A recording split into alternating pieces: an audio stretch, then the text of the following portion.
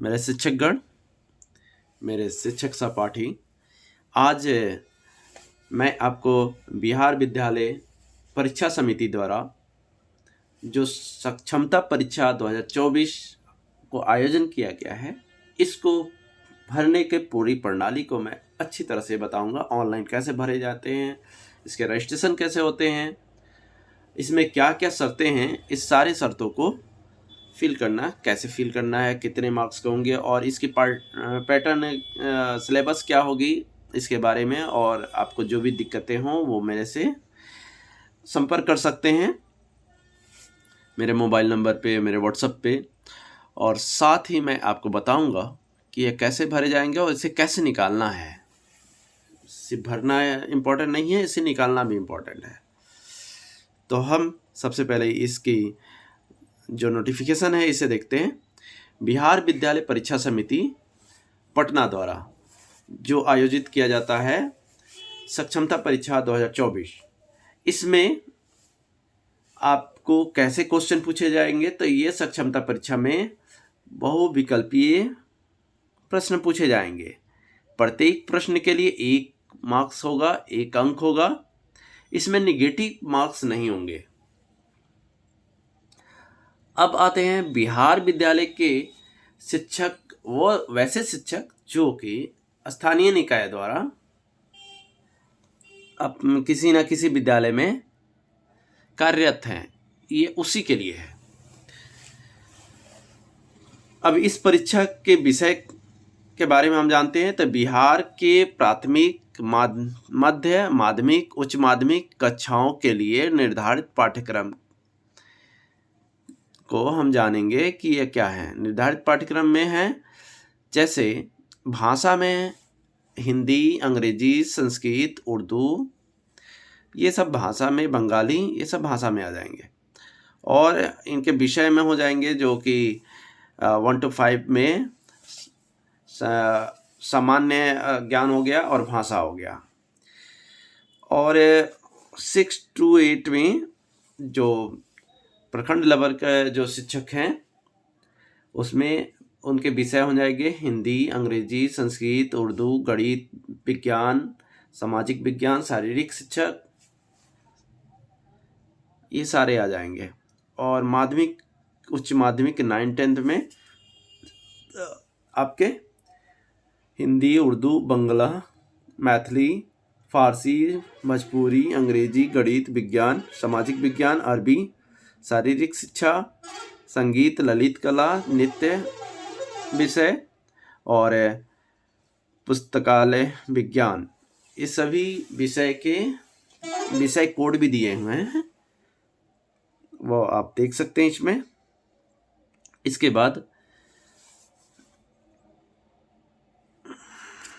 जो उच्च माध्यमिक के विद्यालय हैं 11th-12th के लिए, उसके विषय के साथ साथ उसके विषय कोड भी दिए हुए हैं, आप अच्छी तरह से यहाँ पे देख लें।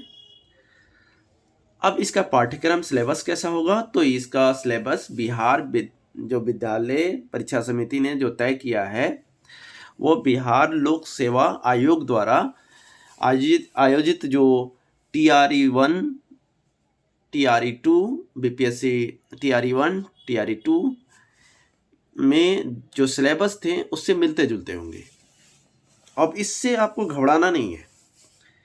इसमें कुछ क्वेश्चन के जो लेवल होंगे वो उससे कुछ हल्के होंगे। अब यहाँ पे आप देखिए कि कक्षा 1 से 5 के लिए जो अध्यापक हैं उनके लिए जो प्रश्न के बारे में जो यहाँ पे दिया है कि भाग 1 में भाषा होंगे जो 30 प्रश्न होंगे, और भाग 2 में सामान्य अध्ययन होंगे जो 40 होंगे, और भाग 3 में सामान्य विषय होंगे जो कि 80 अंक प्रश्न होंगे। और प्रत्येक प्रश्न के लिए प्रत्येक अंक है, मतलब कि 150 क्वेश्चन और 150 अंक हैं। 150 प्रश्न, 150 अंक है। अब 6 के लिए सेम वैसे ही है, भाषा 30 अंक के और सामान्य अध्ययन 40 अंक के, और संबंधित विषय जिससे वो शिक्षक है उससे, उसके जो विषय हैं उससे 80 प्रश्न पूछे जाएंगे। कक्षा 9th और 10th के लिए वही है, भाषा में 30, सामान्य अध्ययन में 40 और उस संबंधित विषय में 80 प्रश्न पूछे जाएंगे। अब हम उसके आगे आते हैं कि ये किसके लिए होगा, इसका हर्ता क्या कौन होगा। तो यहाँ पे स्थानीय निकाय द्वारा प्राथमिक, मध्य माध्यमिक, उच्च माध्यमिक विद्यालय में नियुक्त जो टीचर होंगे, कार्यरत जो शिक्षक होंगे, शारीरिक शिक्षक सहित, पुस्तकालय अध्यक्ष सहित जो भी टीचर होंगे उसके लिए है। अब यहाँ पे देखिए कि इसका परीक्षा शुल्क जो है वो सभी विद्यार्थियों के लिए, जो सभी जनरल, ओबीसी, एसटी, ईबीसी सबके लिए ये 1100 रुपया रखा हुआ है।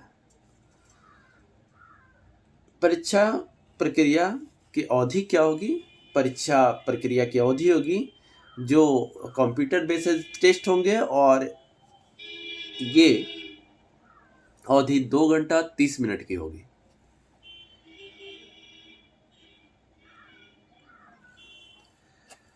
अब इसमें उत्तीर्ण करने की जो अंक निर्धारित की गई है वो सामान्य के लिए 40% और बीसी के लिए 36.5%, ओबीसी के लिए 34% और एसटी/एससी के लिए 32%, दिव्यांग के लिए 32% और महिलाओं के लिए 32% रखा गया है। अब इसमें प्रमाण पत्र के बारे में ये इन्होंने बताया है कि साक्षरता परीक्षा 2024 उत्तीर्ण करने वाले सभी विद्यार्थियों को, सभी अभ्यर्थियों को वह उत्तीर्णता प्रमाण पत्र निर्गत करेंगे। और इसके साथ जब आप फॉर्म भरेंगे उसी समय आपको 3 जिलों का विद्यालय आवंटन के लिए 3 जिलों का विकल्प दिया गया है, और जिसे आप भरना अनिवार्य है आपके लिए।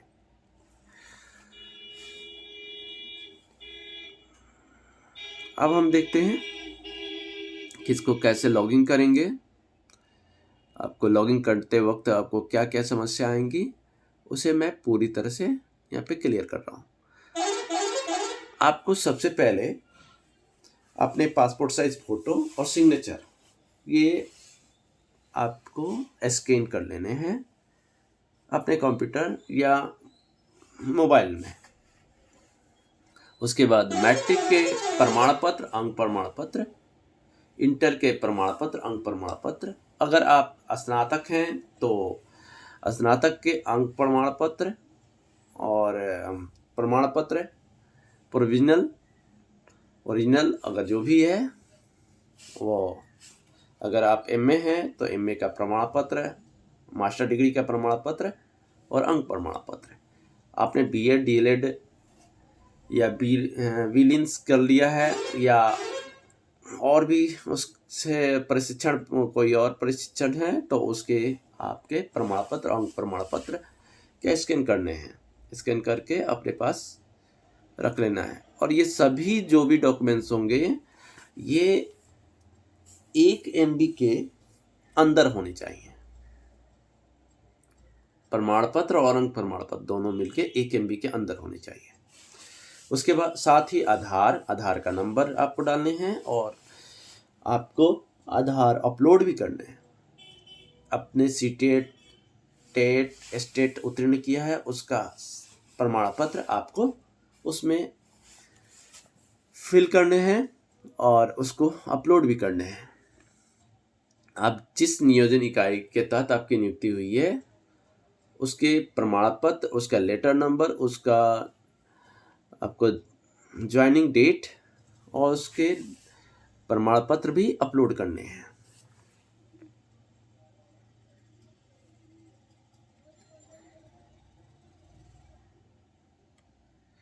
अब सबसे पहले आपको यहाँ पे रजिस्ट्रेशन करना है। रजिस्ट्रेशन के बाद, रजिस्ट्रेशन करने के लिए आपको बस मोबाइल नंबर, ईमेल आईडी और एक पासवर्ड क्रिएट करना है। मोबाइल नंबर, ईमेल आईडी और एक पासवर्ड, न्यू पासवर्ड क्रिएट करनी है। वही आपका पासवर्ड और लॉगिन होगा।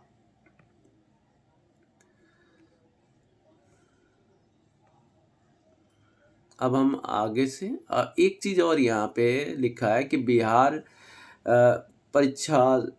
विद्यालय परीक्षा समिति ने जो आवेदन का विवरण बताया है उसे आप शुद्ध अंकित किए जाने के संबंध में बताया है कि इस परीक्षा हेतु ऑनलाइन माध्यम से आवेदन करने इच्छुक पात्रता परीक्षा संपर्क दिशा निर्देशक मार्गदर्शन में ऑनलाइन माध्यम से आवेदन करने के इच्छुक पात्र अभ्यर्थी को परामर्श दिया जाता है कि ऑनलाइन आवेदन भरने के क्रमांक सभी विवरण को पूर्णतः सही भरा जाना सुनिश्चित करेंगे। मतलब आपको फॉर्म जो भी भरने हैं अच्छे से धैर्यपूर्वक आपको सही भरने हैं, इसमें कोई त्रुटि नहीं होनी चाहिए। आपको 3 मौके दिए जाएंगे एग्जाम निकालने के, और इसके बाद आप अगर इसे पास कर लेते हैं तो आपका अस्थाई मानदेय जो बीपीएससी TR1 TR2 द्वारा निकाल के जो अभ्यर्थी स्कूल में कार्यरत हुए हैं उसके आप बराबर उसके लेवल समकक्ष हो जाएंगे। तो हम आते हैं अब इसको ऑनलाइन कैसे करेंगे इसके बारे में हम देखते हैं।